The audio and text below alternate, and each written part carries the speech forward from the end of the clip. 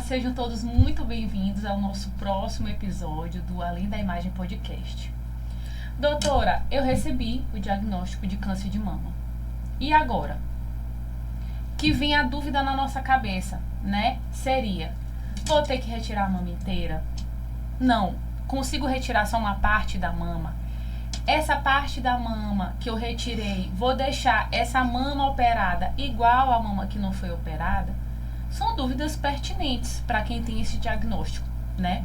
Então, claro que a paciente, ela pensa muito no tratamento, sim. Mas o espelho, né? Ao ela se ver no espelho, isso também pesa muito. Então, a gente sabe que as mulheres hoje, elas também pensam na estética. E nesse assunto, cirurgia da mama após o diagnóstico do câncer de mama, eu trouxe para vocês uma querida, que é a doutora Ana Gabriela, mastologista. Muito obrigada por ter aceitado esse convite. Eu que agradeço, é um prazer estar aqui. Quem não conhece Ana Gabriela aqui no Maranhão e no Brasil, dá só uma palavrinha, Ana, de as poucas pessoas talvez que não te conheçam. Quem é a Ana Gabriela? Como foi que tu foste para esse lado da mastologia? Que pergunta interessante, né, isso. Eu sou a Ana Gabriela, eu sou médica, eu também sou médica. Eu comecei minha jornada aqui na UFMA e me formei em 96. E nessa época eu já gostava muito de cirurgia, né? Eu frequentava o socorrão, dia de sexta-feira, era muito interessante. Eu e outros colegas. E aí eu enveredei pela cirurgia. Fiz cirurgia geral em Taubaté, no interior de São Paulo. Depois eu fiz lá em Taubaté, assim, a gente começa a entender qual a especialidade que a gente vai fazer, né? Como que vai ser isso tudo. Nós somos muito jovens ainda, né? Para tomar certas decisões. E naquela época eu gostava muito de cirurgias muito longas, casos mais complexos, né? Na cirurgia geral.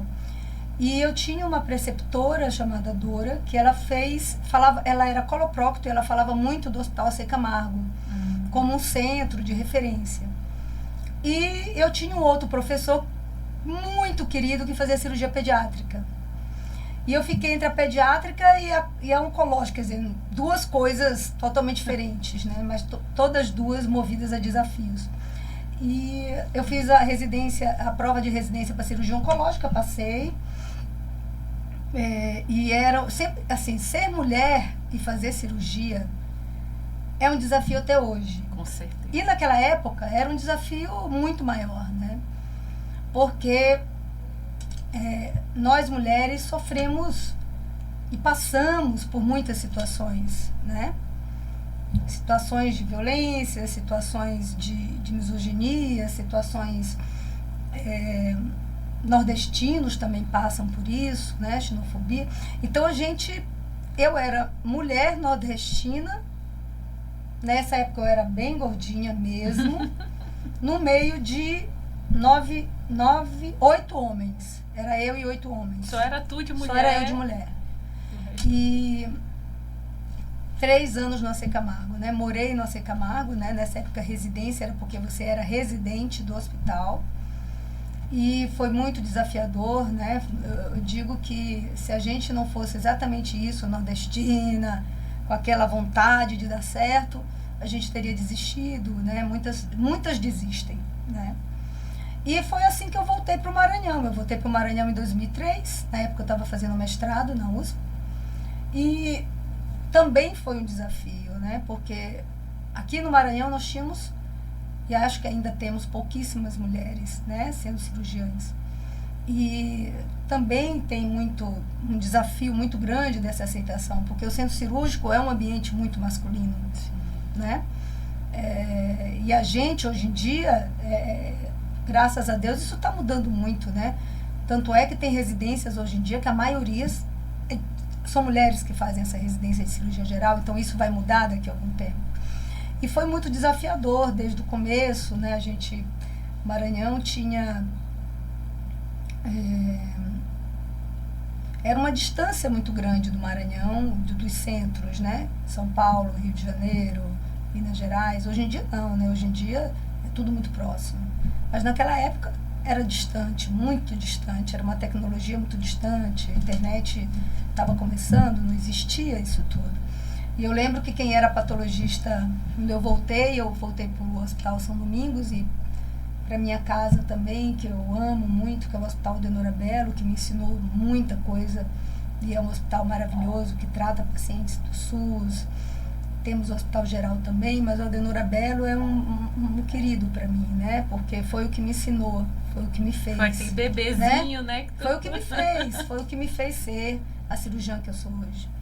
E o Hospital São Domingos, a gente iniciou a mastologia lá, e hoje é um centro maravilhoso. E eu lembro que a doutora Rosane, que era patologista na época, não tinha patologia no hospital, a gente fazia linfonodo sentinela. Eu digo para os meus alunos que a gente botava a biópsia do linfonodo sentinela, é um gânglio que a gente tira quando a gente da axila, quando a gente está fazendo o tratamento do câncer, né?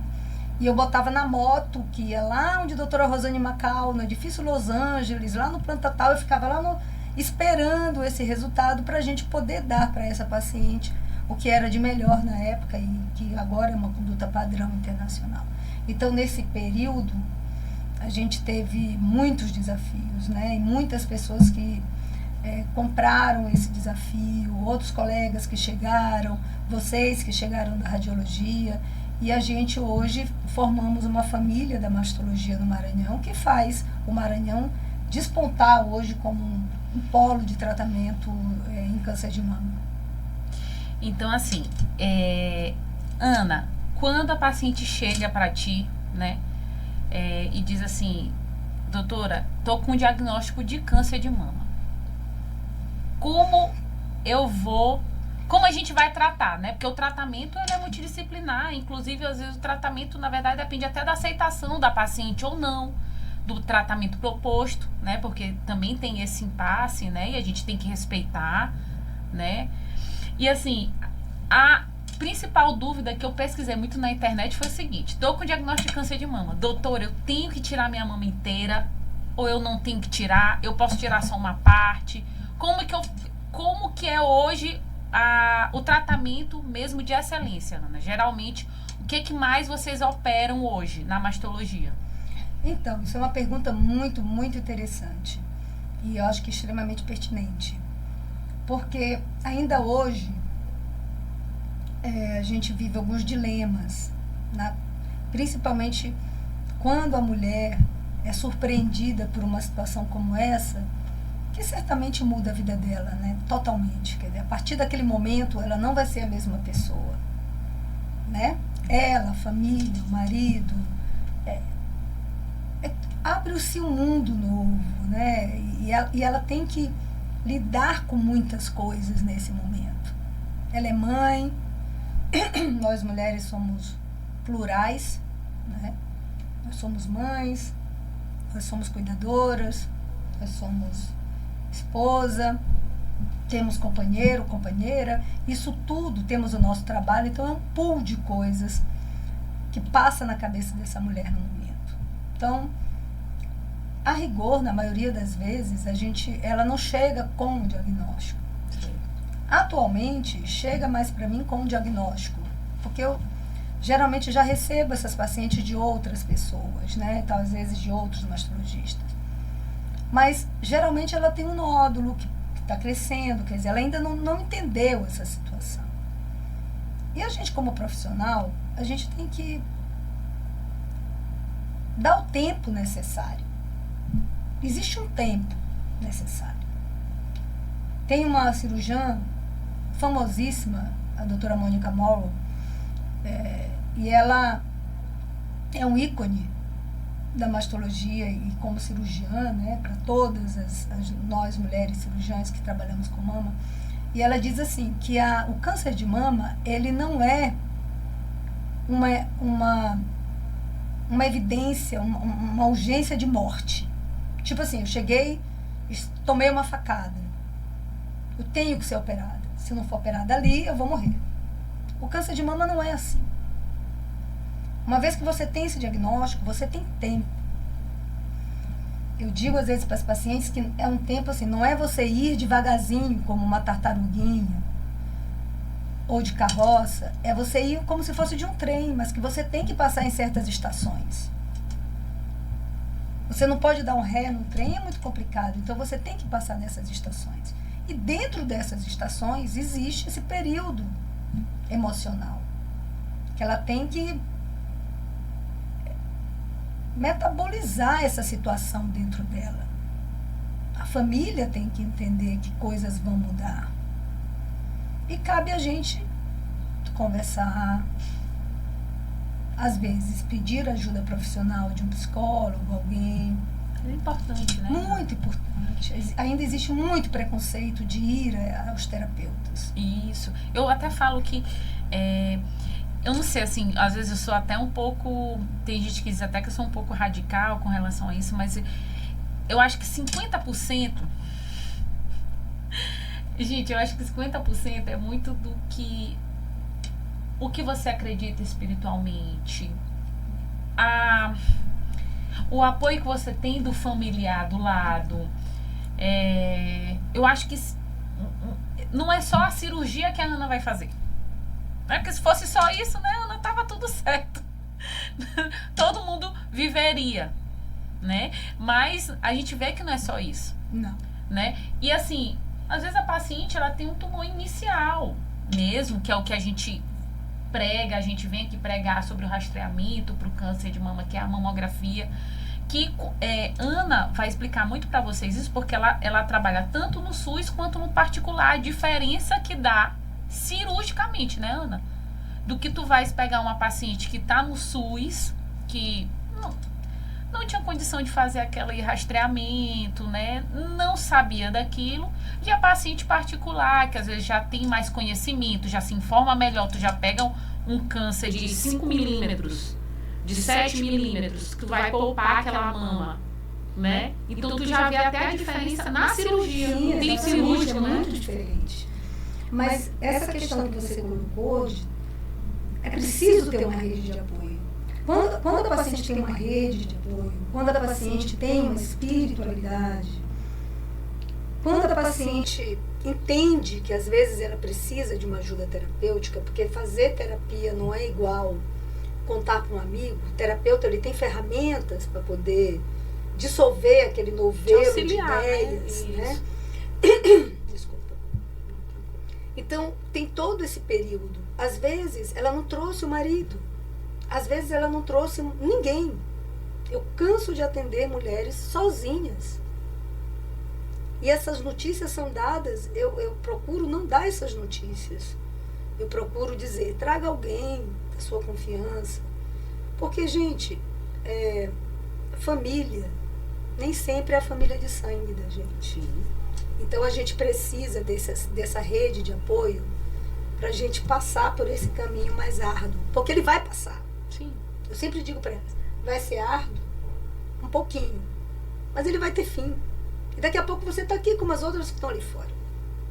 Fazendo planos, viajar, É atestado de óbito, né, Ana? Não é, nunca, não é. Hoje em dia não é. Então, o câncer, ele tem essa palavra tão pesada, mas hoje as coisas não são mais como eram antigamente. Então, assim, Ana, por exemplo, câncer inicial, conseguiu tirar aquele pedacinho da mama, vai conseguir reconstruir aquela mama que você tirou, olha a dúvida, conseguiu tirar aquela mama, consegue reconstruir a mama igualzinho, fica tranquila, dá pra se olhar no espelho. Então, eu acho que essa questão, eu vou responder essa pergunta em várias etapas. Fique à vontade. A o pode é teu, fica à vontade. Não, é porque realmente é uma dúvida muito pertinente. A primeira dúvida que você me colocou, que eu acho que as telespectadoras com certeza têm, porque hoje cada vez mais alguém da família da gente ou perto da gente tem câncer de mama, é se precisa tirar a mama. Não. A resposta é não. Você tirar a mama não significa que você vai viver mais. Então, hoje, o tratamento padrão para o câncer de mama é a cirurgia conservadora da mama, mais radioterapia, mais biópsia de linfonodo sentinela. Sim. Você tirar a sua mama não é garantia de que você vai se curar. Se botar, um tanto aqui tirou a mama. O outro tanto aqui fez cirurgia conservadora, radioterapia com biópsia de linfonodo sentinário. Esse grupo não vai viver mais que esse. Muito bem. Sabendo disso, a pergunta seguinte seria: quem vai fazer mastectomia? Qual é esse grupo de pacientes que deve fazer mastectomia? Mastectomia, gente, é a retirada de toda a mama. Exatamente. Mastectomia. Tudo que é tectomia. Colecistectomia, tirar a vesícula. Sim. Né? Cistectomia, tirar um cisto. Essa tectomia é sempre assim. Então, a retirada da mama tem algumas, por exemplo, meu tumor está disseminado na minha mama. Eu tenho vários focos de tumor. Se eu tirar um pedaço aqui, vai sobrar aqui. Se eu tirar outro aqui, vai sobrar lá. Então, essa mama inteira está doente. Então, eu não posso deixar essa mama doente. Por exemplo, é uma mama muito pequena, porque é meio que matemática, é meio que física. A mulher, ela é tão plural que cada mulher traz uma mama e cada mulher tem 2 mamas e cada mama é diferente uma da outra. As mamas não são iguais. As mamas não são iguais. Às vezes, na mesma mulher, uma mama é diferente da outra. Tem que fazer o cálculo, hein, Ana? Exatamente. Porque Deus já fez assim. As mamas não são iguais. Sim. Entendeu? Raramente uma mama é idêntica à outra. Isso não existe. Isso não existe nem na cirurgia plástica. Entendeu? Então, é um tumor pequeno numa mama muito pequena. Se eu fizer uma cirurgia conservadora, tirar só um pedacinho, o que sobra dessa mama, não é possível dar a ela uma mama funcional. Sim. Optamos pela mastectomia com reconstrução, colocação de implante. E aí, um cirurgião mais experiente tem muitas cartas para reconstrução da mama. E aí ele abre aquele baralho de cartas para conversar com a paciente sobre, olha, podemos fazer assim, assim, assim, assim, assim. Desse jeito vai ser assim, desse jeito é desse outro jeito. E a gente chega, nem sempre na primeira conversa, na segunda, na terceira, numa forma que agrada a ela e que ela entende.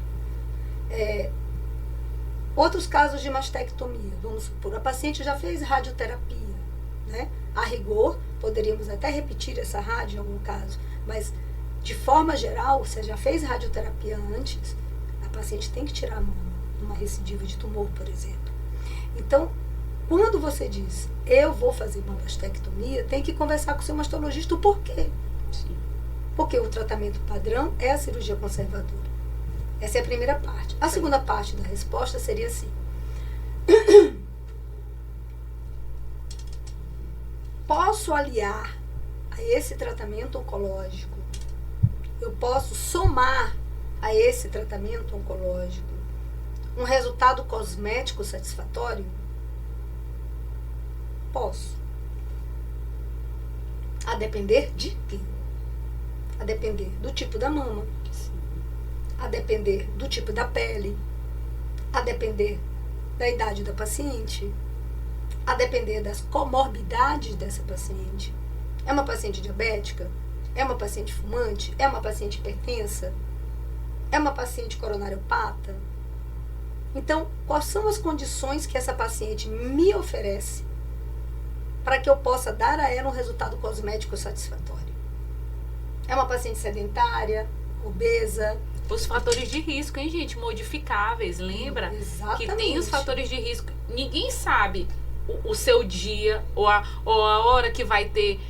Eu acho que agora eu tenho câncer. Ninguém vai saber. Então, é bom você estar preparado com a armadura. Claro. Fatores de risco modificáveis que a Ana falou. Sedentarismo, se fuma, se bebe, que a gente já sabe realmente, claro, que o alcoolismo também, o etilismo, ele também desfavorece, né? Quem tá com esse diagnóstico. Então, aí os fatores de risco modificáveis, se a gente já conseguir se preparar, né? É bom demais. Muitas pacientes até me perguntam, e devem te perguntar isso com certeza. Doutora, então eu tive o diagnóstico de câncer de mama. Eu posso malhar? Será que eu só posso malhar depois da minha cirurgia? Claro, tinha que malhar para tu botar o teu organismo para ficar preparado para aquela cirurgia. Uma complacência pulmonar, um pulmão melhor, né? Não, Ana? você saber que você está preparado até para aquela cirurgia, que às vezes vai ser muito grande, na dependência do tipo de tumor ou de como está seu tumor, e às vezes pode ser também uma cirurgia menor, mas você está preparado até para o pós, né, Ana? Exatamente. Eu lembro que eu digo assim para os pacientes, até para adoecer você tem que ter saúde. Bom. E outra coisa é assim, você tem que ter o seu resguardo. Quem nunca ouviu isso? Você tem que ter o seu resguardo cirúrgico, né? Às vezes a paciente, a gente tem uma dieta para isso. Tem uma dieta pré-operatória, anti-inflamatória. Tem uma dieta pós-operatória que você tem que ter. Tudo isso faz parte de um conjunto que vai dar o melhor resultado. Tem a fisioterapia, tem a drenagem linfática, às vezes tem o laser, tem o tape.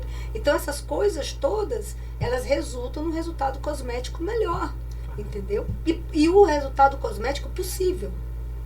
Porque, assim, essas pacientes vão fazer radioterapia. E a radioterapia altera muito a forma da mama. As pacientes que fazem cirurgia conservadora com radioterapia, 30% a 40% dessas pacientes serão submetidas a novas cirurgias chamadas revisionais. É alto, né, Ana? É alto. Um volume alto. Essa cirurgia revisional é aquela cirurgia que você vai fazer para fazer o Photoshop, para você tirar defeitos, situações que não ficaram boas devido à radioterapia, ou devido mesmo à sua natureza, o seu colágeno. Sim. A sua forma, cada pessoa é um mundo. Então a gente não existe uma garantia, nem na cirurgia plástica existe essa garantia. Quem já fez cirurgia plástica, você assina um termo de consentimento na mama e lá está escrito isso. A simetria depende de muito. Você tem uma coluna, um desvio de coluna, não vai ter simetria. Você tem um pectus carinato, você não vai ter simetria. Você tem uma mama que é só gordura, ela vai cair em cima da prótese. Então, quando você for discutir isso, você tem que discutir de forma realista com o seu mastologista, entendeu? Para você saber exatamente o que vai esperar. Porque é isso que também a gente tenta explicar para os pacientes, que é uma oncoplastia, né, Ana? Onco vem primeiro da plastia, ou seja, onco de oncologia do câncer e depois vem a plástica. Óbvio que você não vai sobrepor a plástica de você ter um tratamento de excelência oncológico, né, Ana? E aí vocês tentam, nessa matemática difícil aí, tendo feeling de como deixar aquela mama. Porque às vezes a paciente também vem, eu quero uma cirurgia plástica, mas não é assim, né? Primeiro é o tratamento oncológico, que é o principal, né, Ana? E sempre tenta conversar, né? Explicar. E eu vou explicar bem fácil de entender isso. O plástico, quando ele vai fazer uma cirurgia plástica, ele pega uma mama normal. Sim. E vai dar beleza para aquela mama. O mastologista, tratando o câncer de mama, ele pega uma mama doente, onde esse tumor cresceu em qualquer lugar dessa mama. E ele vai ter que, primeiro, tirar esse tumor com margens de segurança. Hoje, cada vez mais, a margem de segurança diminuiu. Entendeu? Porém, isso é um fator muito importante para uma situação chamada recidiva local. Que é tipo assim, você vai operar, você faz uma cirurgia muito bonita, porém com 1, 2 anos, às vezes até menos, o tumor volta na mama. Isso é uma recidiva local. E dependendo do tempo da recidiva local, isso pode ser também um novo tumor que surgiu nessa mama remanescente. Mas pode ser também resquícios de células que ficaram ali da cirurgia anterior. Então isso é uma preocupação muito grande para os mastologistas. Não deixar essas células ali. Por isso é que se faz a radioterapia. Porque imagina, é um dissabor muito grande. Com certeza. Isso acontece em 10, às vezes 12% dos casos. Em tumores mais agressivos acontece mais. Mas isso não impede que a cirurgia conservadora seja feita. Sim. Mas isso requer mais cuidados quando essa cirurgia conservadora é feita. Às vezes a gente pensa que vai tirar... É uma coisa tão imprevisível, Pri, que assim, a gente vai lá, tem um tumor de 1 centímetro.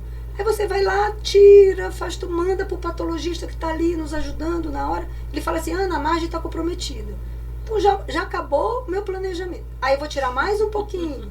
Aí eu vou tirar mais. Essa quantidade que se tira, às vezes, é imprevisível. Porque você está tratando o câncer. Aí você fala assim, por isso é que tem que ter muita conversa. Essa paciente tem que entender que a prioridade é isso. Para ela não ter uma recidiva local precoce, para ela poder planejar a vida dela de forma tranquila no futuro, porque outras cirurgias se faz. Sim. Aquele momento é esse, é aquele momento. A gente tem que ir para ganhar. Com certeza. Vai para ganhar. É para ir para ganhar. O time tem que ir para ganhar. Não é pro time para perder, time para ganhar.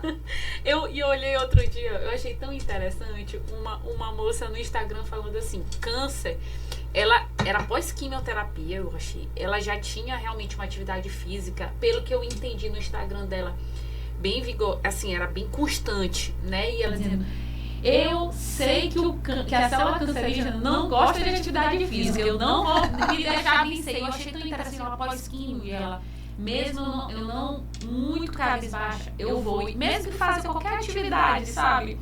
Então quando a gente for pra guerra, a gente tem claro, você tem que ter músculo, você tem que ter uma perna boa. Isso é muito interessante, porque antigamente a gente via isso.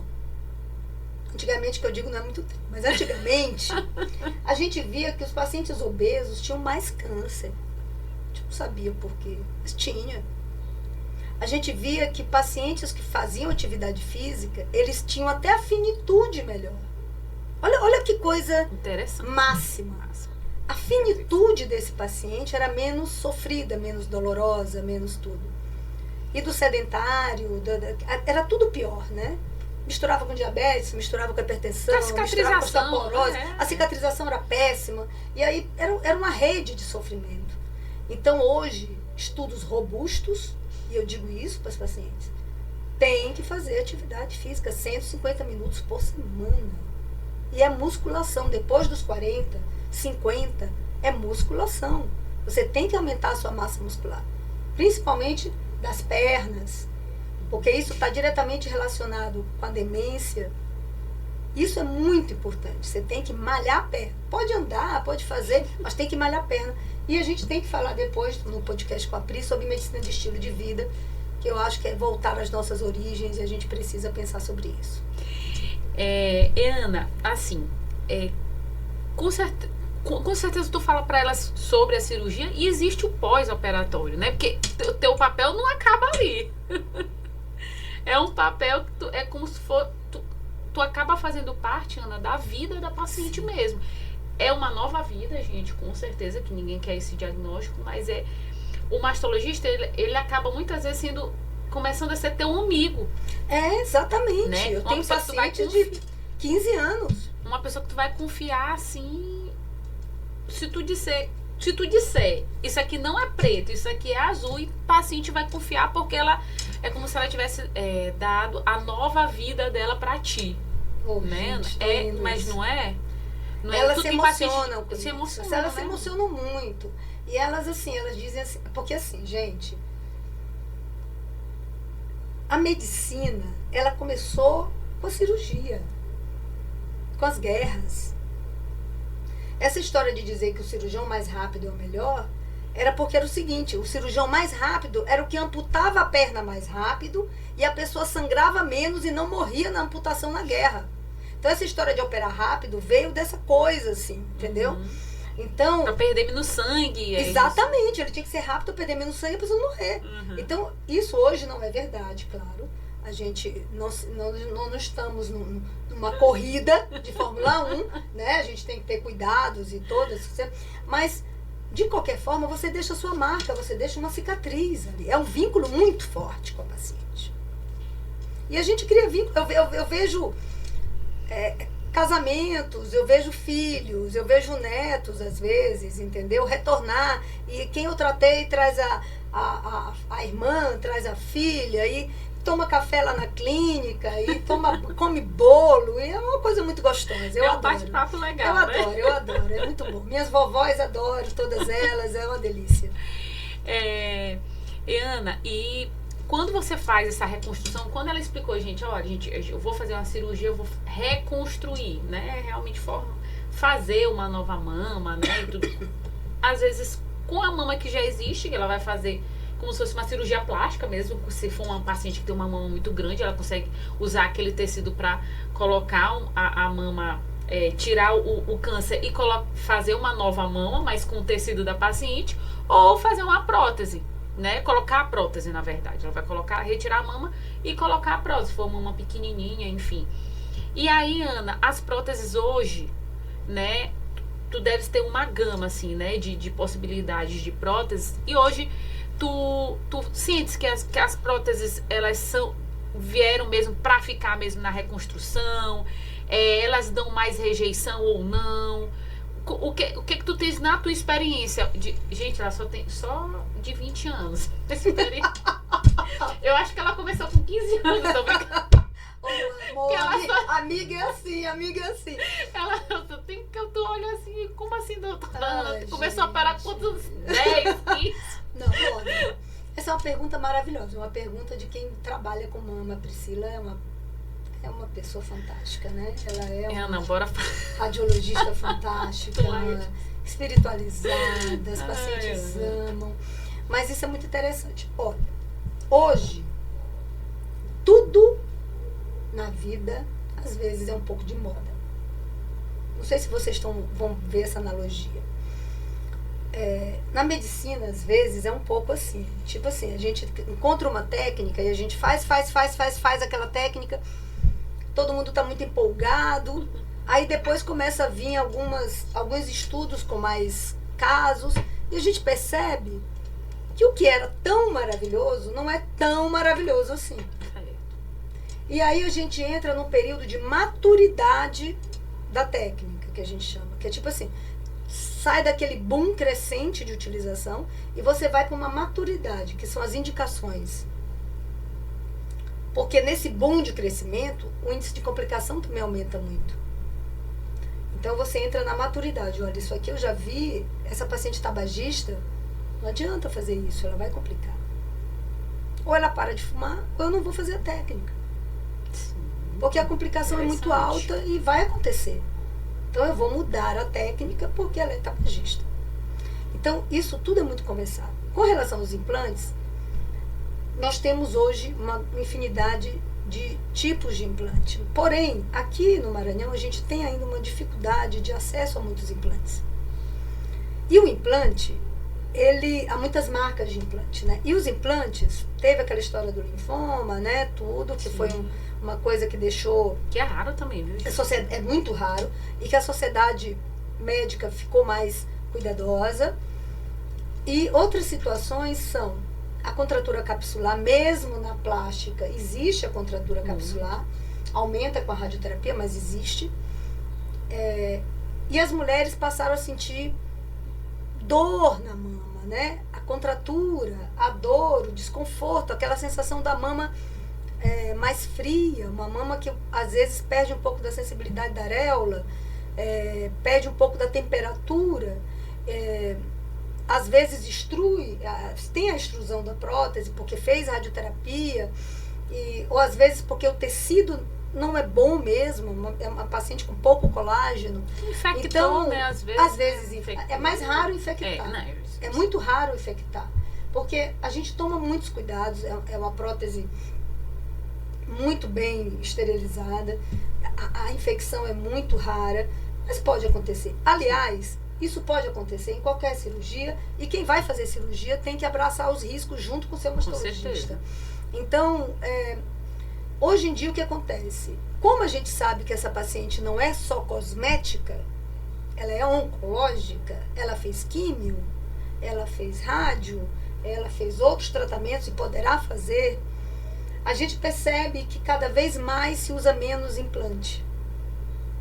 E quem fez plástica está pedindo muito por explante, tirar a prótese.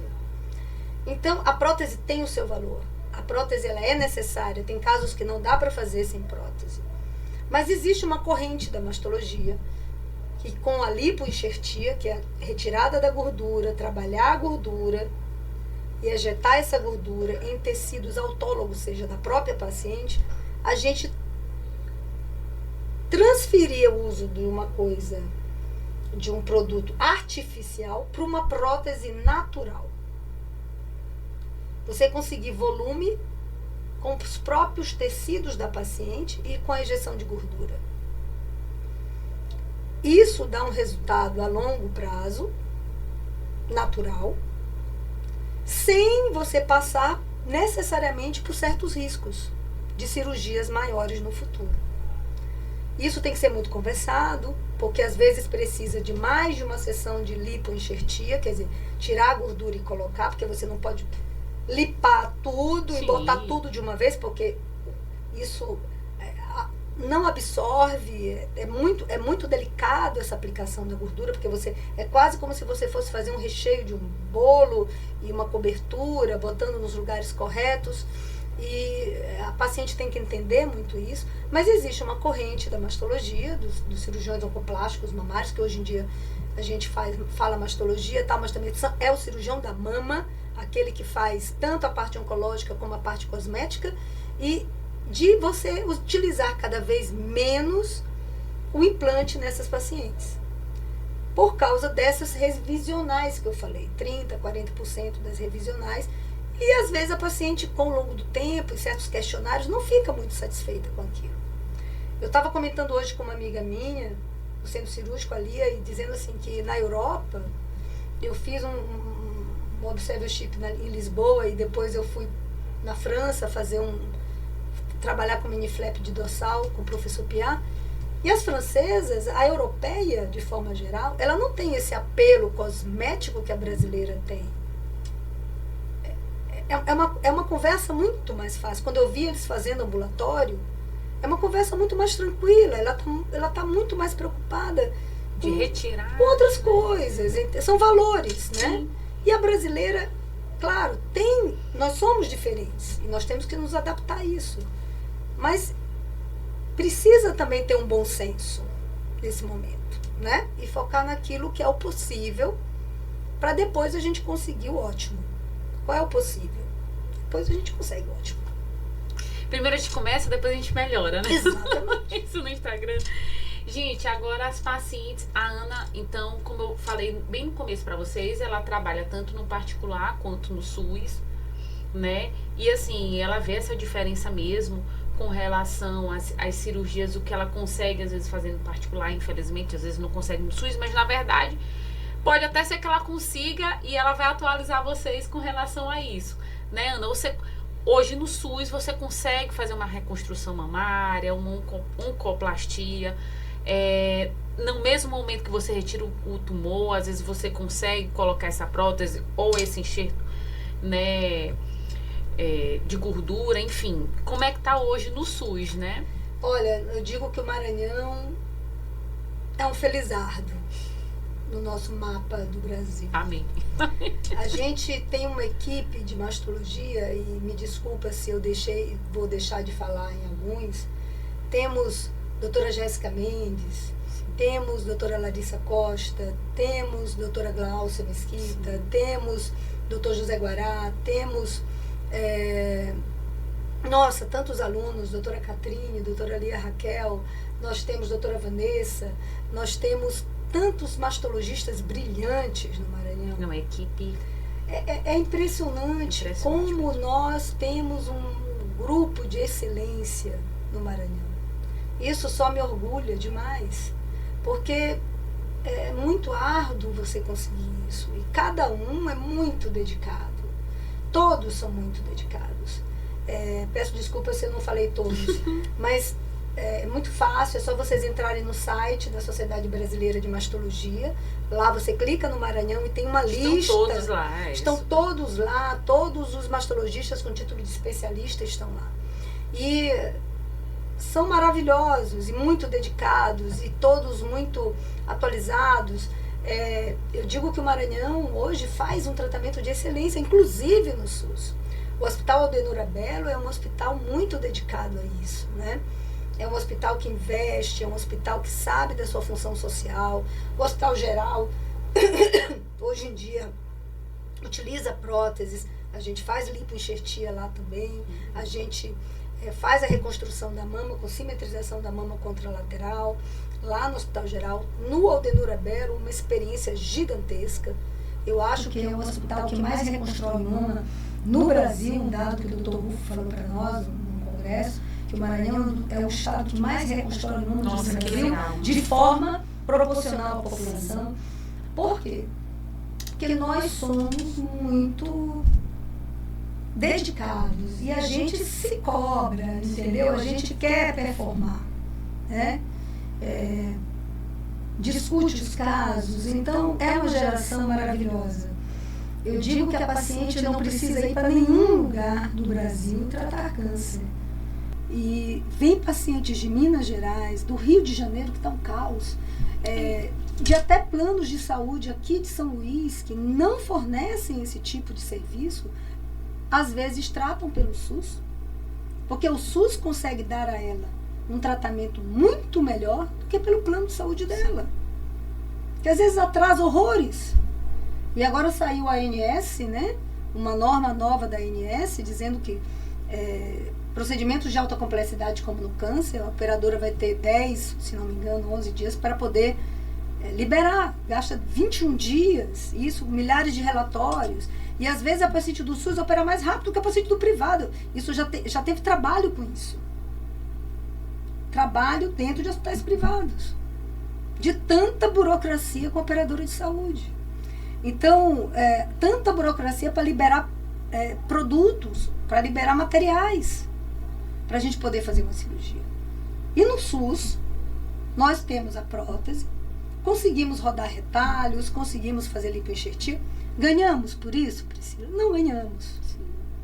Nós não ganhamos. Às vezes nós ficamos 4, 5 horas numa única paciente pelo SUS. Você só tem direito a colocar 5 códigos. É como se a outra mama não existisse. Então, existe todo esse desafio, essa codificação ruim, essa tabela ruim do plano de saúde, entendeu?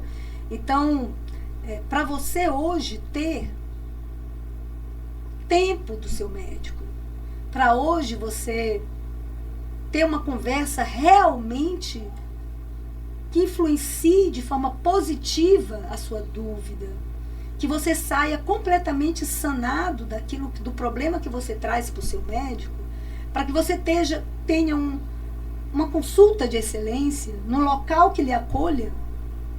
Infelizmente, o plano de saúde não cobre isso. E nós, médicos, você e outros, investimos muito em estarmos à altura das perguntas dos nossos pacientes, para poder darmos respostas assertivas, atualizadas.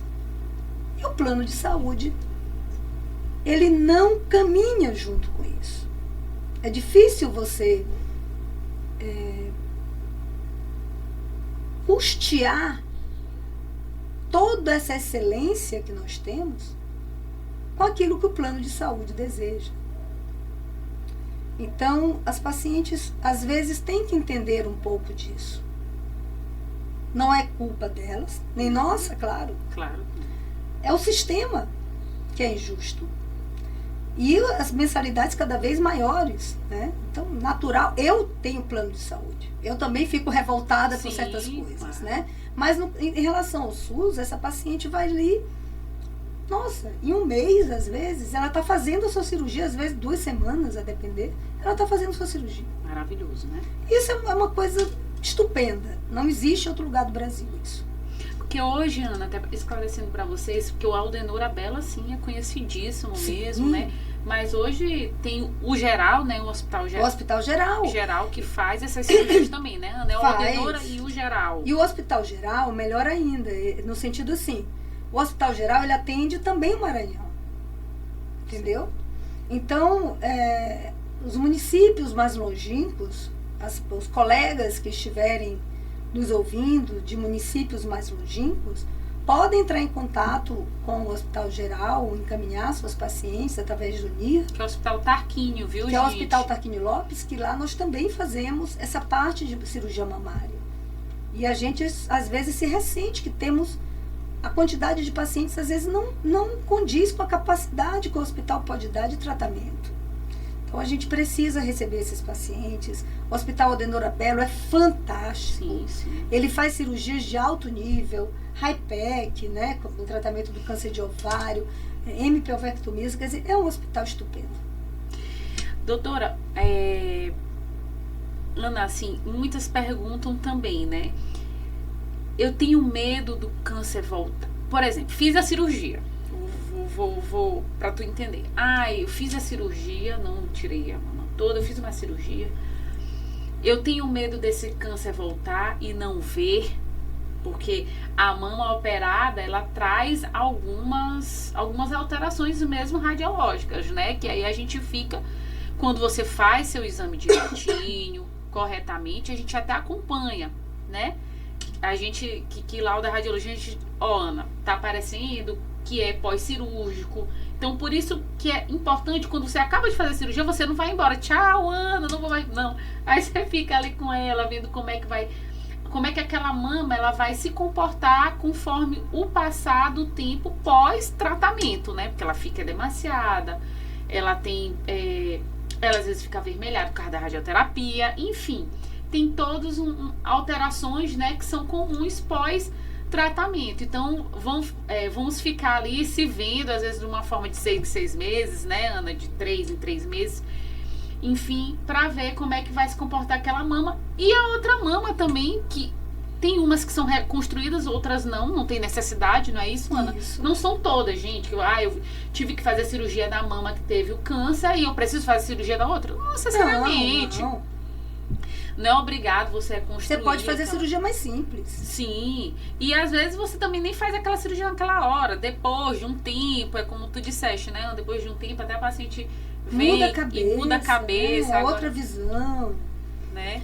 A Priscila está totalmente correta. Assim, eu tento muitas lutas, né? Muitos desafios, mas esse também é um desafio que eu trouxe comigo quando eu cheguei aqui no Maranhão. Que era a questão da radiologia mamária, né? Então, na época era mamografia analógica, né? Que nem existe mais. E a ultrassonografia, mas a mama era vista como um órgão comum. Não que não seja. Não que ela seja mais importante que outros. Mas o câncer que mais mata mulheres é o câncer de mama. Só isso já bota o câncer de mama, já lá sobe o sarrafo lá pra cima. Nível hard, gente, mastologistas aí, ó. Já sobe o sarrafo lá pra cima. Então, eu vim do AC Camargo, que era um centro de excelência, né? E ainda é, tanto nacional como internacional, um centro de pesquisa gigantesco. E eu vim cheia de ideias, eu sempre sou muito criativa, né? Eu sou muito plural. Eu tô o tempo todo maquinando uma forma do bom ficar melhor ainda, do ótimo ficar melhor ainda. Isso às vezes é maravilhoso, às vezes incomoda, mas é assim que eu sou e ponto. Então, quando eu cheguei, eu era muito focada nisso, porque eu não via nada, assim, era muito difícil. Era difícil para mim olhar, né? Era difícil para mim ver os exames de imagem. E eu meio que elegi alguns radiologistas, né? Que eram mais friendly, assim, da mama. E com o tempo, o que eu percebi é que essa minha ideia, que não era só minha, era do centro que eu vim, ela se consolidou. E eu digo para as pacientes assim, você está fazendo uma... Eu gosto muito de exemplos simples. Tipo assim, você quebrou o seu carro é um Classic, vamos supor. Você foi no mecânico, ele resolveu, ele deu o seu carro, porém seu Classic, um mês quebrou de novo. Puxa vida. Vou em outro mecânico, ele consertou seu Classic. Com 15 dias ele quebrou de novo. O que você vai fazer? Eu faço assim. Eu digo assim, amigo, tu tem aí um mecânico bom de Classic? Um cara que só trabalha com Classic? Porque eu já fui em tantos e meu carro não é consertado. Então eu vou atrás de um especialista em Classic. Sim. para poder o meu carro ficar bom, que o cara só vê Classic. O cara não vê Celta, Não é possível, o cara né? não vê outro carro, ele só vê Classic. Então, é assim o radiologista mamário, ele só vê mama. As meninas veem mama, nem sei se elas olham as dela, porque é tanta mama que elas olham o dia todo, sabe? Que eu nem sei se elas lembram que elas têm mama. Então, assim, e elas só veem isso o dia inteiro, ele focada naqueles... É ultrassom, é ressonância, é mamografia, é somando, é diminuindo, é dizendo que aumentou, a porcentagem que aumentou, comparando com outra. Isso deixa agiganta, né? Isso dá uma qualidade gigante para a paciente. E para nós, mastologistas, dá um conforto muito grande. Então, às vezes eu digo, olha, você tem que fazer esse exame com a radiologista mamária. De preferência, nesse caso, de uma paciente ou de outra, a que faça toda a sequência, que faça ressonância, mamografia e ultrassom. E biópsia. Porque ela te segue em toda a sequência. E isso é um ganho maravilhoso para o nosso estado. Por quê? Vamos pensar, se quanto mais cedo eu fizer o diagnóstico e quanto menor esse tumor for diagnosticado, maior a minha chance de curar. Com certeza. Então, que chega a 98% de tumores menores que 1 centímetro. 98%. Significa cada 100, 98 se curam. Não volta mais tumor. Ficam curadas. Então, eu quero diagnosticar. É cedo, gente. É pequeno. Porque grande, é óbvio. Grande, eu não preciso ser nem radiologista. Se eu botar uma criança e dizer assim, vamos fazer o jogo do erro. Essa mamografia tem tumor, essa daqui... Onde que está o erro? Aqui. Onde está diferente? Onde está diferente? Bota uma de 5 anos, ela vai saber. Então, assim, eu quero é o não óbvio. E o não óbvio é com as meninas. É com não só as meninas, claro, nós temos radiologistas mamários homens também, sim. Mas eu estou falando assim porque é do nosso convívio. Então, por quê? Ele acompanha a cirurgia, ele vê o histopatológico, ele, no caso a Priscila que eu estou falando aqui, conversa comigo, ela me liga, ela diz, ela fala, ela pergunta. Cara, é um luxo isso. É um luxo que a paciente às vezes fica perdida nesse mundo aí. Fica perdida no mundo sem uma indicação. Um diz uma coisa, outro diz Nossa, outra. é difícil. Mamografias com uma qualidade muito difícil. Às vezes tem que repetir o exame. Não é só porque é particular que é boa. Então, essas coisas, minhas queridas que estão nos ouvindo, nem sempre a gente consegue compartilhar todos esses detalhes com vocês. Mas certamente quando a gente fala uma coisa para vocês, é porque é a tradução de toda essa vivência. E isso faz uma diferença poderosíssima na vida de vocês. Ana, e eu até falo para elas assim, a gente sabe, o Brasil é um país subdesenvolvido, né, Ana? Infelizmente, não é todo mundo que realmente tem dinheiro para, né, pagar a melhor mamografia, fazer o melhor exame de início. Mas eu sempre falo para elas assim, não é por isso que você vai deixar de se cuidar, né? Doutora, não tenho o valor X, sei lá, que é dessa mamografia, que eu já sei que é no melhor centro, eu já me informei pelo Instagram, já vi um dos vídeos, enfim, que hoje está todo mundo muito informado. Informações Sim. boas e ruins, né? Mas não deixe de se cuidar. Se você só tem aquele pouco dinheiro, pelo menos para fazer uma mamografia X, pelo menos para rastrear, você não sentindo nada, faça. E aí vai tentando se cuidar, né? Não é para desistir, não é porque não tem, né, muito acesso naquele momento, né? Mas temos aí o Aldenorabelo, né, Ana, que é SUS, que lá tem ultrassom, né? Não, lá o Aldenorabelo tem ultrassom, mamografia e ressonância. E ressonância, é verdade. E biópsia. O Hospital Geral tem ultrassom, mamografia e ressonância. E biópsia. E biópsia. O Hospital da Mulher tem mamografia, ultrassom e biópsia. Nós temos só esses 3. O materno infantil tem ultrassom, tem ressonância e tem mamografia. E biópsia. Então, eu não acho que nós temos falta de mamógrafo. Não. Por sinal, em algum momento eu ouvi dizer que nós não estamos nem batendo a meta de mamografia. Nós não estamos batendo. E são mamografias em película, não são mamografias impressas de qualquer jeito, em qualquer papel. São mamografias de película, que dá para você ver bem as coisas. Eu só vou deixar registrado aqui que você pode fazer registro de mamografias em papel, desde que seja com papel de qualidade e uma impressora de qualidade. Isso não está errado. Mas a gente não vê, às vezes, muito isso. Então, eu acho que é muito possível você, do SUS, fazer sua mamografia. Sim. Eu acho que a questão de não fazer mamografia, na minha experiência, vem de mitos, Do medo. de coisas que a gente coloca na nossa cabeça, crenças limitantes, que fazem você paralisar. Porque até hoje eu pego mulheres com 60, 65 anos, que nunca fizeram mamografia com um tumor enorme. Sim. E nunca fizeram. Com câncer de colo do útero. E nunca fizeram preventivo. Então, existe, está lá. É um pouco da falta do autocuidado, de você se amar um pouco, de você tirar um tempo para você.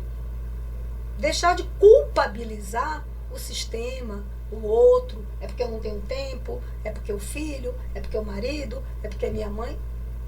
Gente, É verdade. Tem que se você cuidar. tem que assumir o seu autocuidado. Só um adendo em questão do câncer de colo do útero. Como eu faço ultrassom no interior, é impressionante, Ana. A paciente vem me falar que ela nunca tinha feito um transvaginal porque o marido não deixa. Assim, estamos no século XXI. Tu estás entendendo? É a gravidade. A gravidade disso. Disso, pelo amor de Deus. Então, acho que, informação é tudo, é tudo, é tudo. Inclusive, quando mais a gente... Outubro Rosa. No ano inteiro, gente, que a gente lauda a mamografia, o Outubro Rosa já entrou tanto na cabeça das pacientes que aumenta a quantidade de pessoas de laudos que a gente tem que dar em outubro. Tanto que na equipe a gente fala assim, meu Deus do céu, gente, não vamos tirar férias no outubro, que a gente tem que dividir essas mamografias. Então, acho que a informação mesmo pertinente, vocês podem ir no site do Colégio Brasileiro de Radiologia. Tem o Instagram, porque às vezes a pessoa não sabe nem ir lá no site, mas consegue acessar o Instagram. Então, tem no Instagram do Colégio Brasileiro de Radiologia. Tem do INCA, né, Ana? Tem do INCA. Tem da Sociedade Brasileira de Mastologia, da Sociedade Brasileira de Cirurgia Oncológica. E ali tem informações pertinentes. Do Oncoguia. Oncoguia é um site ótimo para os pacientes. Ele traz os direitos dos pacientes, ele traz uma linguagem super fácil. Oncoguia. Tudo junto. Excelente esse site. O site do INCA, o site do AC Camargo. Do AC Camargo. Do Hospital de Amor, que antes... Hospital de Amor. Que foi fui filha de lá, né? Do Hospital de Barretos, mas que hoje o nome é Hospital de Amor. Então tem, né? O Instagram de lá e vocês podem se informar. Então, da Sociedade Brasileira de Ginecologia, né? Que nossos amigos GOs... Desculpa, gente, porque você ter a Ana no interior é difícil, mas você tem um GO que às vezes é o pontapé inicial, né? A paciente vai no GO. O ginecologista, ele vê mamografia, sim, gente. Então, eles são plenamente Nossa, a ginecologia... A mastologia, ela é fruto da árvore ginecologia. Ela, entendeu? Então, o ginecologista, ele tem treinamento para fazer toda essa avaliação e encaminhar quando ele achar necessário. E nós temos ginecologistas maravilhosos, maravilhosos, super engajados, né? Preocupados, né? Com isso, que às vezes eles até antecipam um pouco o que a paciente tem que fazer para já levar para o colega mastologista, né? Que vai fazer, já vai seguir a paciente. Então, assim, só não peguem informações equivocadas. Por exemplo, não vou fazer mamografia porque eu vou ter câncer ao fazer mamografia. Meu Deus. Gente, tem muita gente no Instagram, nas redes sociais, dando informações distorcidas de fatos que você vai encontrar. Mas ele distorce. Porque a partir do momento que eu distorço, eu tenho mais likes, seguidor, tal, Sim. sei lá. É negócio, né? Então, procurem sites confiáveis e conversem com o seu médico de confiança. Acho que é a melhor coisa. Ana, agora, por exemplo, a paciente fala assim, doutora, eu não quero reconstruir minha mama, eu quero ficar sem reconstruir, eu quero só tirar a mama, mesmo se for o caso, eu quero só tirar realmente aquela partezinha. E aí, assim, isso é conversado, é respeitado? Claro, claro. Eu tenho muitas pacientes que dizem assim... Ok, isso é o que eu encontrei na internet sobre. Olha. E aí, assim, dê uma olhada. Tá vendo? Tá vendo? Nós Nossa temos companheira. aqui, É a nossa Siri, inteligência a Siri, artificial. a nossa IA. Mulher, peraí, que nós estamos agora no meio do podcast, por favor. Se acomode. Se acomode. Então, a gente... assim, veja bem. A gente unir o útil ao agradável, que é a oncologia com a cosmese, possível. Antes não era. Isso é um ganho enorme, porque o que acontecia no passado? A gente tratava o câncer e deixava essas mulheres com defeitos pro resto da vida. E esses defeitos pioravam com a radioterapia. E ela não fazia mais nada, ela estava curada, mas toda vez que ela se olhava no espelho, era aquela marca nela. Sim. Então, a oncoplastia, ela veio possibilitar a essa mulher ser curada sem uma sequela visual que a diferencie das outras mulheres que não tiveram câncer. Dela poder ir à praia e usar o seu biquíni Sim. e ninguém saber se ela teve câncer.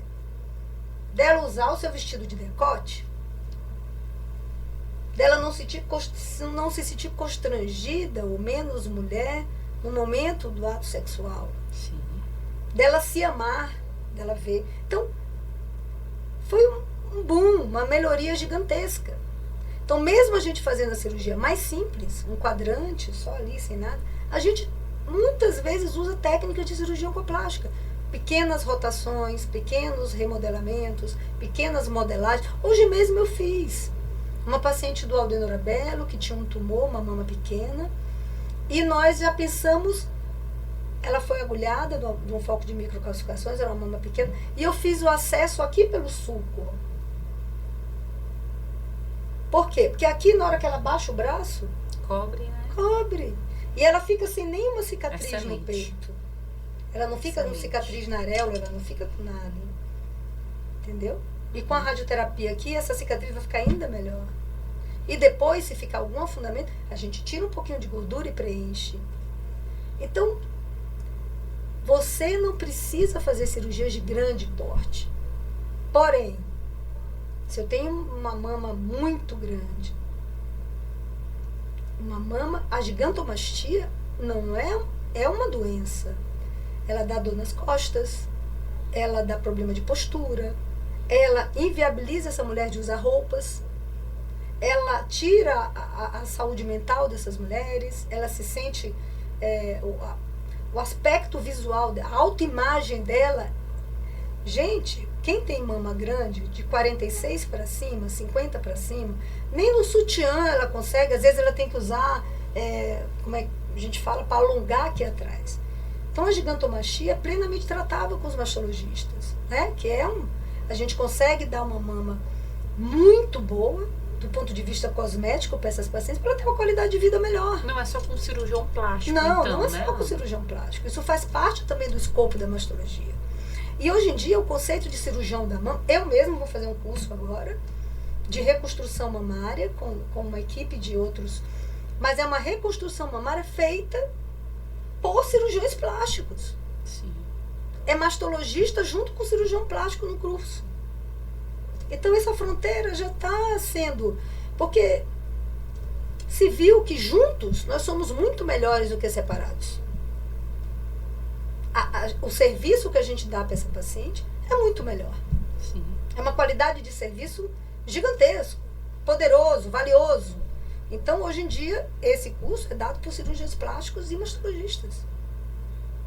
Então, hoje em dia, isso está muito... Eu acho assim, se você sabe, se você tem experiência, se você faz curso, se você se coloca, qual é o problema? Com certeza. Isso não existe, entendeu? Agora, se você não tem essa habilitação, se você não se acha experiente o suficiente para isso, não faça. A gente tem que fazer aquilo que a gente se acha experiente. Experiente, seguro, conversando com a paciente, entendendo, se qualificando, né, para isso, tudo ok. Então, nem sempre você precisa fazer uma cirurgia gigantesca. Eu tenho várias pacientes. Geralmente as pacientes com mais de 55, 60 anos, elas olha só, elas são muito regulares, elas fazem seus exames de prevenção.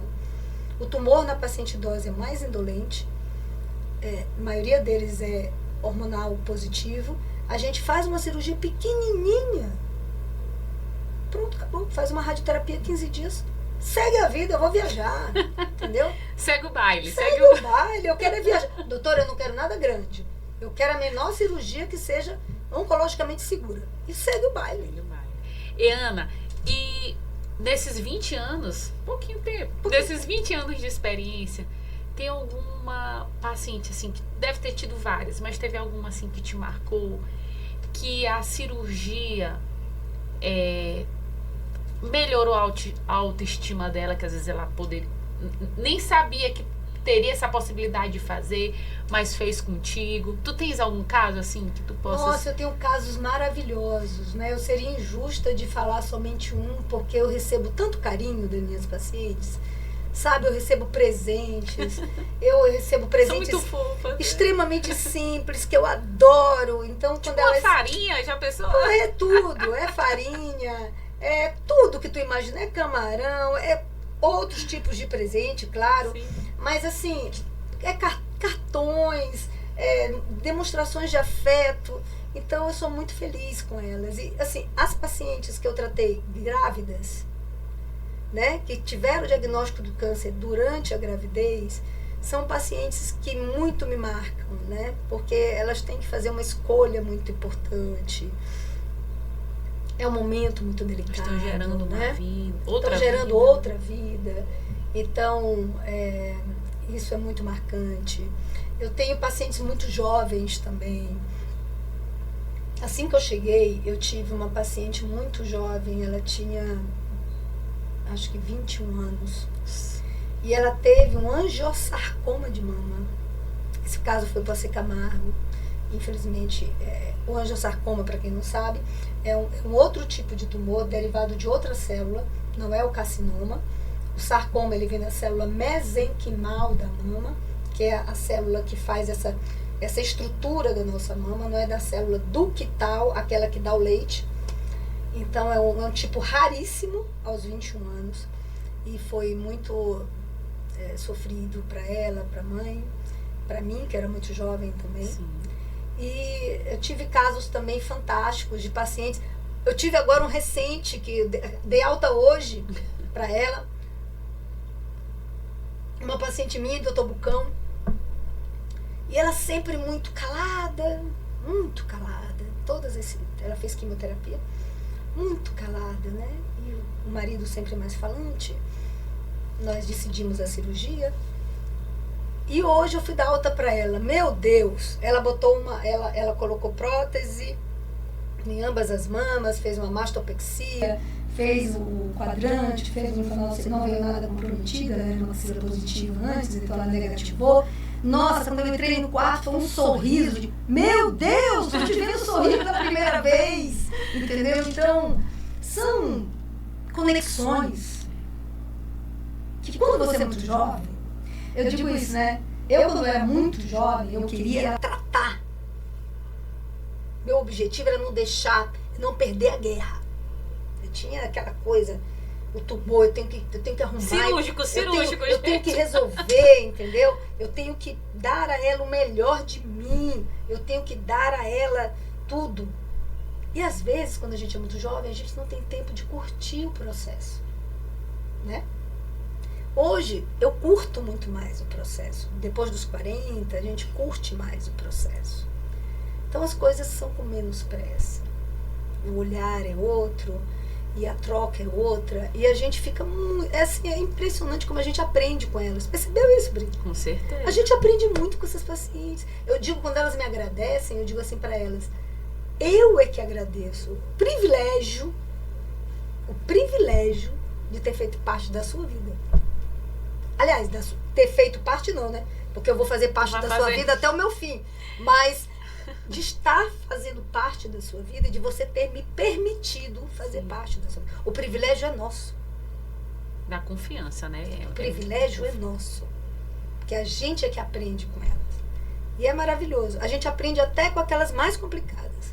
Eu digo que as mais complicadas, emocionalmente mais difíceis, porque, para quem não sabe, né, médico, quem pensa que a gente tem um superpoder, né, que a gente veste o jaleco, aquilo ali é uma capa do superpoder do Marvel, a gente sofre, a gente chora, a gente tem depressão, a gente tem ansiedade, a gente se cobra muito, né? E a gente também precisa de tratamento às vezes. Sim. A gente tem burnout, a gente tem que dar pausas e isso, às vezes os pacientes tiram muito da gente, muitos pedaços da gente ficam ali.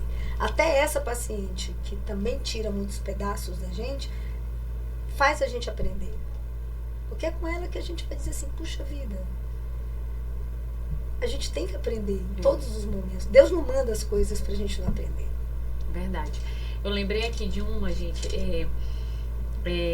que ela me emocionou muito, assim, eu tava até pensando em fazer um livro sobre as histórias que eu escuto dentro da sala de biópsia. Gente, ela bota música, legal. Viu? Pra paciente eu boto ouvir. Música para as pacientes ouvirem tudo. Às vezes não dá tempo, mas aí no final, meu Deus, como é que eu esqueci de botar a música? Mas aí também a gente já conversou sobre outra coisa. Então, às vezes, aquela sala ali de biópsia, eu não sei se elas já estão numa renovação com medo de se ser um câncer, de mudar. Enfim, elas começam a se abrir mesmo, muitas se abrem. E eu me emocionei muito numa paciente, porque quando a gente é médico também, a gente fica um pouco médico, meio cético, né? E assim, me emocionou muito que eu fiz a biópsia, a paciente, ela tem um tumor muito agressivo, que já fez até método para ovário, e ela tá com várias imagens nodulares na mama, e eu fui biopsiar essa paciente. Quando ela chegou na sala de biópsia, ela começou a falar a história dela, e eu tava fazendo os primeiros papéis e ia fazer a biópsia. Quando eu virei, ela tava com o marido dela, super carinhoso, que eu acho isso maravilhoso. Podemos conversar sobre essa questão dos maridos. Gente, maravilhoso, super carinhoso com ela. E não era um carinho fake, é um carinho real. A gente sente, né? E aí eu comecei a biopsiar ela. E assim, ela pedindo, naquele momento, né, da sala, ajuda pra Deus, pra que não fosse nada grave. E assim, a gente olha muitas imagens, a gente já sabe que vai dar, né, alguma coisa. Eu me emocionei muito com ela, e quando eu penso nela, eu me emociono até hoje, porque assim, e eu tava junto com ela naquela oração, olha, vai dar tudo certo, a gente tá aqui pra lhe ajudar, enfim. Mas tem casos que aquele ceticismo de que aquilo ali vai ser, a gente não quer acreditar, isso emociona a gente. Então, terminei a biópsia e ela levantou, me agradeceu e foi abraçar o marido, eles choraram. Eu fui chorar, gente, eu saí da biópsia, fui chorar no banheiro, porque eu não aguentei, assim, aquela cena de muita emoção, muita energia. Né? É uma energia. E tem uma filha, e eu sou mãe agora, a Ana, eu tenho um de 3, um de 2, que muitas já ouviram nos outros episódios, e quando a gente vira mãe, a gente fica, meu Deus, muito vai deixar sensível. Aquele filho muito sensível.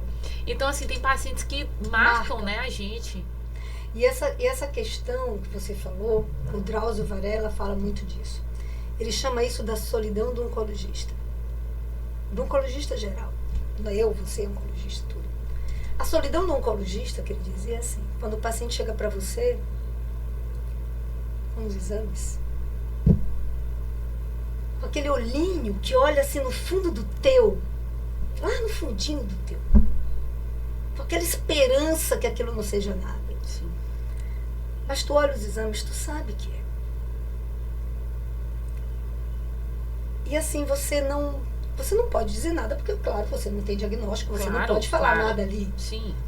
Seria irresponsável Muito você, irresponsável. como dizer assim, olha, você tem um câncer, sem nenhuma biópsia, sem nada. Mesmo porque não é um momento adequado para isso. Então, ali é a solidão. Porque você sabe que tem. E aquele olhar de esperança, e você tem que ter todo um controle. Aquilo emociona a gente, Com claro que certeza. emociona. Entendeu? E aquilo, você sai com um coraçãozinho pequenininho daquilo ali. Mas nessa hora, a gente também, claro, com a nossa espiritualidade, a gente tem que ser profissional. Porque ela está ali querendo, é o melhor para Sim. se sentir. E quando você não pode curar, neste caso, você pode paliar.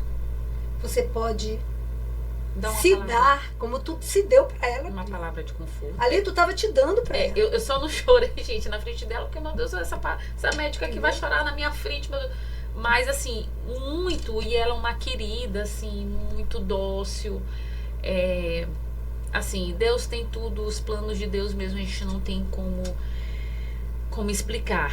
E vamos acabar com uma mensagem da Ana. Ana, o que tu deixaria para as pacientes que estão passando por esse momento tive o diagnóstico de câncer de mama, que tá cheia de medo, né, de dúvidas? O que tu poderias deixar para elas?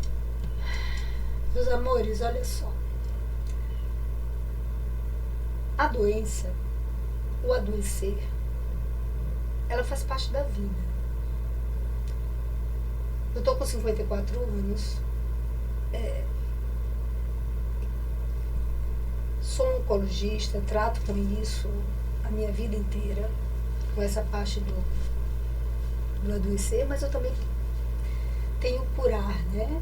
O curar que não somos nós somos só instrumentos de Deus. Quem faz mesmo tudo é Deus, a frequência, a energia superior, os bons pensamentos, é tudo isso dessa energia que faz isso acontecer e também fazendo a nossa parte. Mas a doença, ela faz parte natural da nossa vida. Eu acho que a gente tem que se preparar para essas situações. Se preparar como a doutora Priscila falou, a gente tem que ter o nosso autocuidado na alimentação, na atividade física, o nosso autocuidado mental. Às vezes, se afastar de pessoas que não nos contribuem em nada. Energias, comentários, pessoas, abusos que nós nos permitimos passar, que você pode estar passando agora. E não deixar isso entrar em você. Blindar você com a espiritualidade, com Deus, com bons amigos. Ter uma visão mais ampla, sair um pouco da caixa e ter uma visão mais ampla. Entender que isso é natural. Não existe um ser vivo que permaneça vivo na Terra. Porque aqui nós estamos, aqui não é verdadeiramente a nossa casa. Qualquer religião sabe disso. Aqui não é a nossa casa. Tentar se fazer a sua prevenção para você ter as melhores chances de se curar, de ter talvez uma finitude mais digna, para você poder ter autonomia, né? É muito ruim você envelhecer e perder sua autonomia, né? Você passa a ser dependente totalmente das pessoas, você perder a sua autonomia mental, a sua autonomia corporal. Isso tudo depende muito da gente. Não são decisões fáceis. Eu estou falando isso, mas não é fácil fazer isso. Então, se você teve hoje esse diagnóstico, se você está passando por essa situação, se você está passando por esse tratamento, não perca a sua esperança. Nós não somos um número. Nós não somos uma estatística. Eu já vi, na minha vida, casos graves que fugiram totalmente à estatística. Estão vivas, bem, porque a medicina muda todo dia e novas drogas aparecem, novas formas de tratamento acontecem. E o que é realidade hoje, no próximo congresso não é mais a realidade. Então não perca a sua esperança, não perca a sua fé. Se cerque de pessoas de energias boas. Converse com o seu médico. Ele é humano como você. Ele também sofre, ele também tem as suas limitações. Ele nem sempre tem as respostas, mas um bom médico, ele vai procurar a melhor resposta para você. Ele vai ser honesto com você. Ele vai lhe acolher. Ele não vai fazer falsas promessas. Ele vai olhar no seu olho, ser caridoso, acolhedor e vai sempre lhe falar com verdade, com franqueza. Não perca a sua esperança. Procure bons médicos, bons exames, converse, se informe, vá na internet, não acredite em fake news e que com certeza você sairá vitoriosa. Acredite nisso. Um beijo. Pois é, gente. A informação, ela vai transformar o medo que muitas têm em uma decisão até consciente quando você tem um mastologista do coração, né? Então, preservar a mama, ela se faz hoje, é a principal cirurgia, né? Mas quando você não pode também preservar aquela mama, você consegue fazer uma reconstrução, enfim. Se esse episódio te ajudou, eu espero que você compartilhe ou com uma vizinha, que às vezes você tá assistindo, você não tem um câncer de mama, mas você tem uma vizinha que pode ter tido esse diagnóstico, né? Compartilhe. Eu agradeço demais, Ana, o teu sim para o nosso podcast Além da Imagem, porque realmente é muito além da imagem, né? Um câncer de mama. Sim, com certeza. Olha, qualquer coisa sigam. @doutora Ana Gabriela, tudo junto, tá? Tô aguardando vocês. Eu já ia falar, Ana, bota teu arroba. Inclusive, gente, olha, esse tema a Ana vai colocar em um congresso, né, no Rio, né? Sim, Ana? o Congresso Brasileiro de Mastologia vai ser agora, né? No final do mês de junho, a gente vai estar lá palestrando sobre pedículos vasculares em oncologia, que é uma forma da gente fazer cirurgia conservadora, como eu falei para vocês, Sim. com um requinte de uma cosmese adequada para paciente. Uma estética, né? Com certeza. Gente, foi muito bom esse papo. Até a próxima. Tchau, Tchau, tchau.